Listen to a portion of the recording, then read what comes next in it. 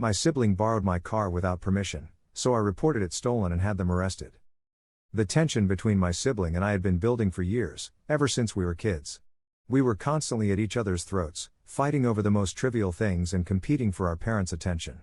As we grew older, the resentment only seemed to deepen, creating a rift in our relationship that seemed impossible to mend. Looking back, I can't even pinpoint the exact moment when things started to go downhill. Maybe it was when we were kids and I accidentally broke their favorite toy. Or perhaps it was in our teenage years when we both wanted to take the car out on a Friday night.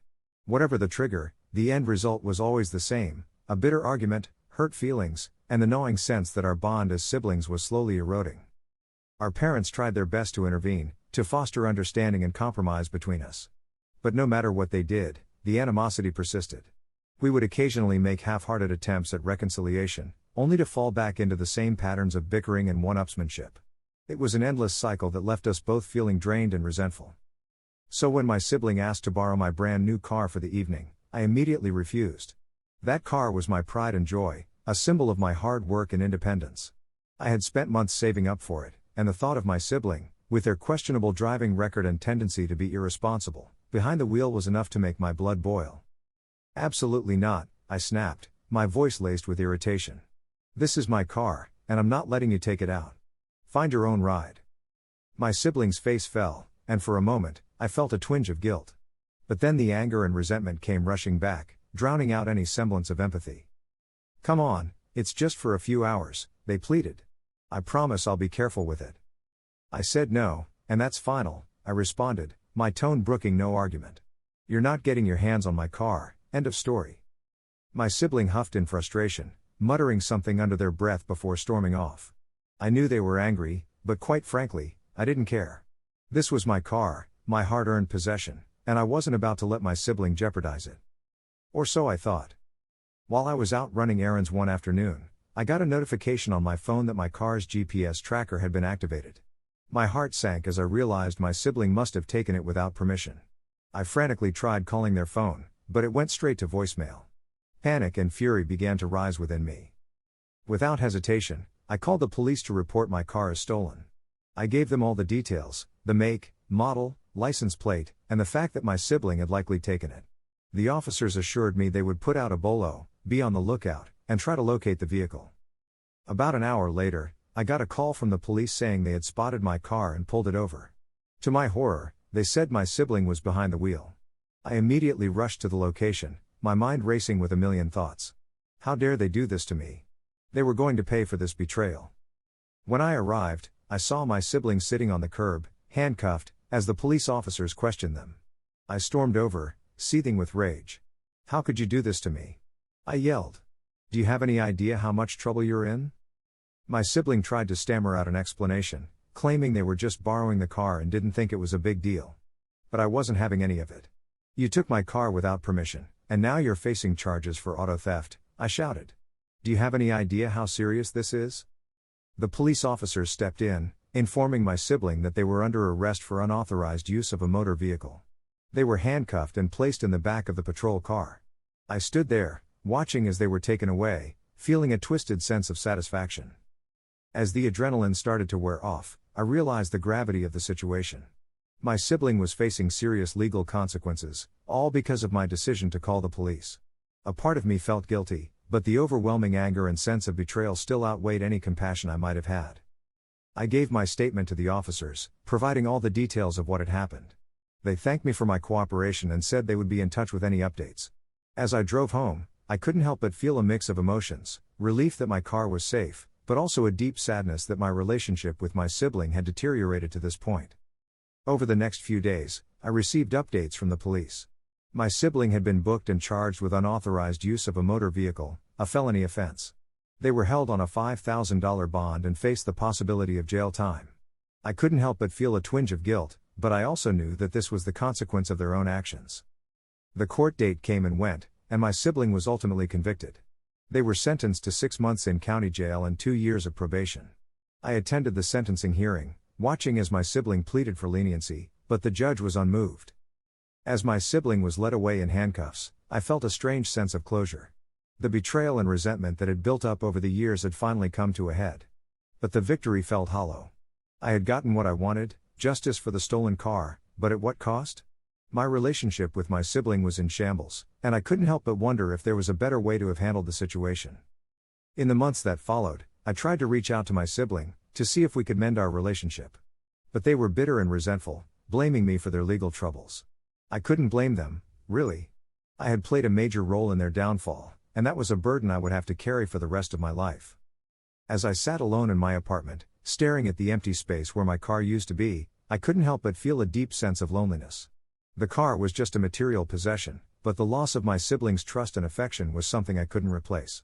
I had let my anger and resentment cloud my judgment, and now I was facing the consequences of that decision. Sometimes, late at night, I would find myself scrolling through old photos of us as kids, laughing and playing together. Those memories seemed like a lifetime ago, a testament to the bond we once shared.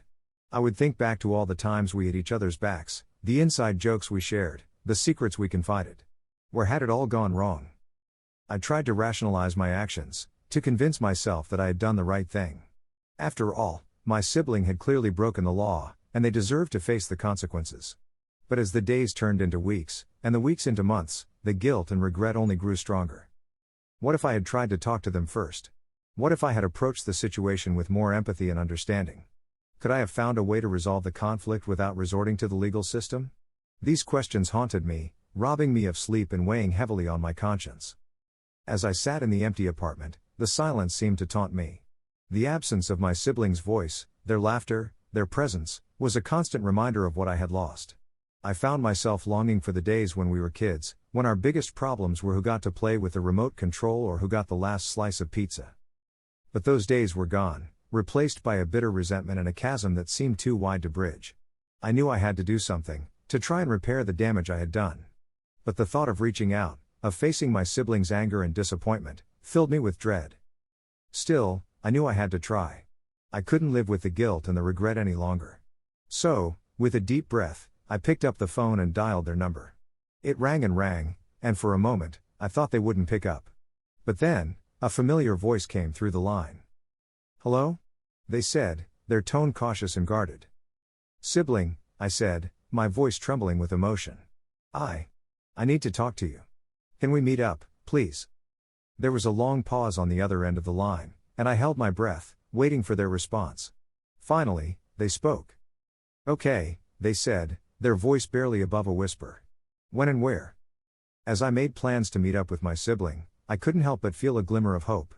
Maybe, just maybe, there was a chance to salvage our relationship, to rebuild the trust and connection we had once shared.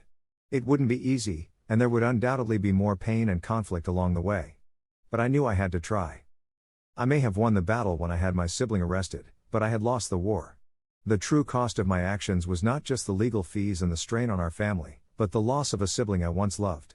It was a price I was no longer willing to pay, even if it meant admitting that I had made a terrible mistake.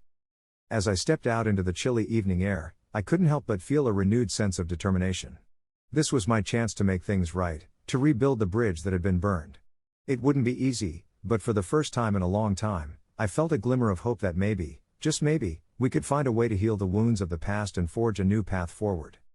The months that followed my siblings' arrest were some of the most difficult and emotionally taxing of my life. The guilt and regret I felt over my actions weighed heavily on me, constantly gnawing at the back of my mind and keeping me up at night. I had been so blinded by my own anger and resentment that I had failed to see the bigger picture, the devastating impact my decision would have on my relationship with my sibling. In the aftermath of the arrest, my sibling was sentenced to 6 months in county jail and 2 years of probation. I attended the sentencing hearing, watching as they pleaded for leniency, their eyes brimming with tears. The judge, however, was unmoved, handing down a sentence that I knew would have lasting consequences on my sibling's life. As my sibling was led away in handcuffs, I felt a strange mix of emotions, a twisted sense of satisfaction that they were facing the consequences of their actions, but also a deep sorrow that it had come to this. The relationship we had once shared, filled with laughter, inside jokes, and unwavering support, now lay in tatters, broken beyond repair. In the weeks and months that followed, I tried to reach out to my sibling, to see if we could mend the rift that had formed between us. But they were bitter and resentful, blaming me for the legal troubles they were now facing. I couldn't blame them, really. I had played a major role in their downfall, and that was a burden I would have to carry for the rest of my life. The guilt and regret I felt consumed me, eating away at my conscience and leaving me feeling hollow and empty. I would find myself staring at old photos of us, tears welling up in my eyes as I reminisced about the good old days when we were inseparable. Where had it all gone wrong? I tried to rationalize my actions, to convince myself that I had done the right thing. After all, my sibling had clearly broken the law, and they deserved to face the consequences. But as the days turned into weeks, and the weeks into months, the guilt and remorse only grew stronger. What if I had tried to talk to them first? What if I had approached the situation with more empathy and understanding? Could I have found a way to resolve the conflict without resorting to the legal system?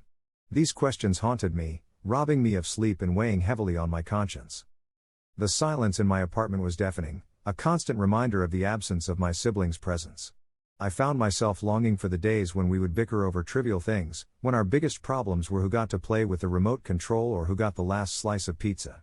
Those days seemed like a lifetime ago, a testament to the bond we once shared. As the months dragged on, I became increasingly withdrawn and isolated. I distanced myself from friends and family, unable to shake the guilt and regret that had consumed me.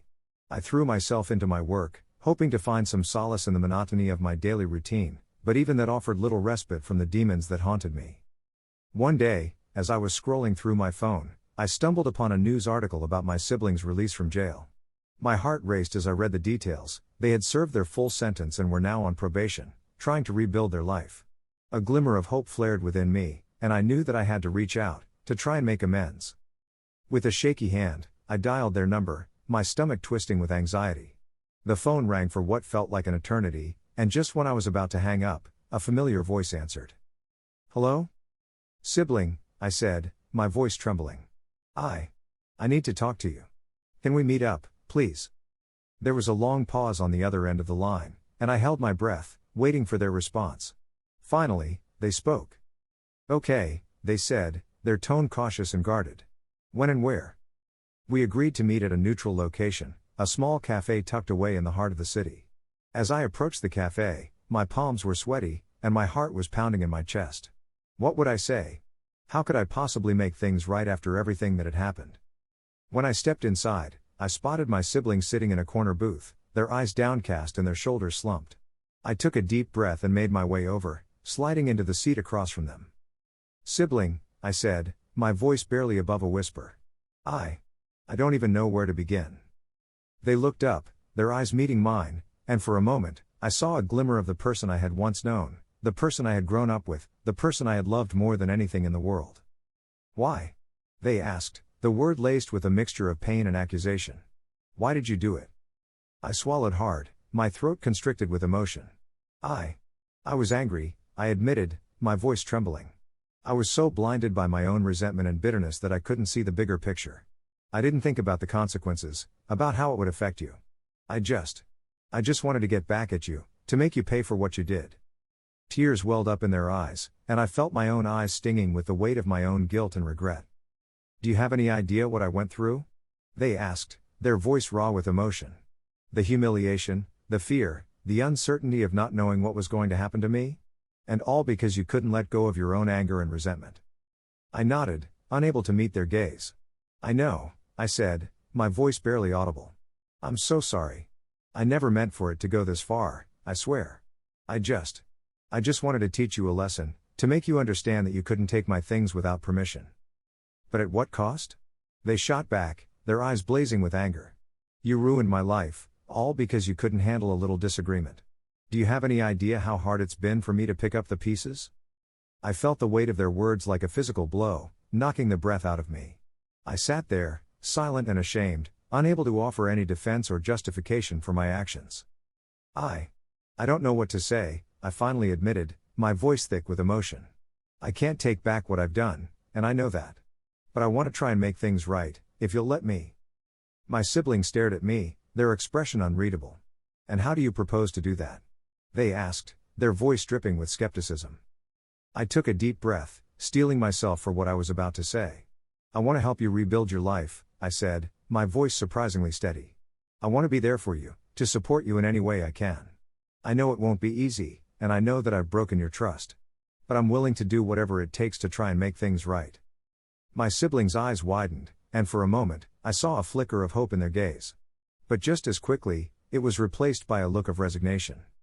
"You really think it's that simple?" they asked, their voice tinged with bitterness.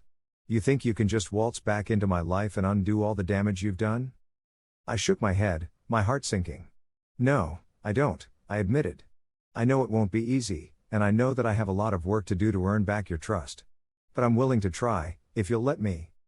My siblings sat in silence for a long moment, their gaze fixed on the table between us. I held my breath, waiting for their response, my heart pounding in my chest. Finally, they looked up, their eyes meeting mine. "Okay," they said, their voice barely above a whisper. I'm willing to try. But it's going to take time, and it's not going to be easy." I felt a wave of relief wash over me, and I reached across the table, hesitantly placing my hand on theirs. "I know," I said, my voice thick with emotion. "But I'm here, and I'm not going anywhere. We'll take it one step at a time, and we'll get through this together." My sibling nodded, a small, tentative smile tugging at the corners of their lips. It was a start, a glimmer of hope in the midst of the darkness that had consumed us. As we sat there, sipping our coffee and tentatively rebuilding the connection we had once shared, I couldn't help but feel a sense of cautious optimism. It wouldn't be easy, and there would undoubtedly be more pain and conflict along the way. But I knew that I had to try, that I owed it to my sibling and to myself to try and mend the rift that had torn us apart. In the days and weeks that followed, we took small steps, slowly rebuilding the trust and understanding that had once been the foundation of our relationship. It was a painstaking process, filled with moments of vulnerability, honesty, and sometimes even tears. But with each passing day, I could feel the walls between us slowly crumbling, replaced by a newfound sense of hope and connection. As we navigated the challenges of my siblings' probation, I made it my mission to be there for them, to offer whatever support and guidance I could. I helped them find a job, secured them a place to live, and even accompanied them to their probation meetings, offering a sympathetic ear and a steadfast presence. It wasn't always easy, and there were times when the frustration and resentment threatened to boil over. But we pushed through, determined to rebuild the bond we had once shared, to create something new and stronger in its place. Slowly but surely, the walls between us began to come down. We started to open up to each other, sharing our fears, our hopes, and our dreams. We laughed and cried together, and in those moments, I could feel the pieces of our fractured relationship starting to mend. It was a long and difficult road, and there were times when I doubted whether we would ever truly be able to repair the damage I had done. But as I watched my sibling begin to thrive, to find their footing and reclaim their life, I knew that it had all been worth it. Today, as I sit in my apartment, surrounded by the familiar sights and sounds of my siblings' presence, I can't help but feel a deep sense of gratitude and love. We've been through so much, weathered so many storms, and yet here we are, stronger and more resilient than ever before. It's been a journey filled with pain, regret, and ultimately, redemption. But in the end, I know that it was all worth it, because I have my sibling back, my partner in crime, my confidant, my best friend. As we sit together, laughing and reminiscing about the old days, I can't help but feel a profound sense of appreciation for the fragility of human relationships, and the importance of cherishing the people who mean the most to us.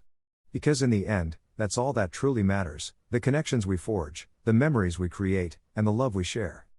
And for that, I am forever grateful.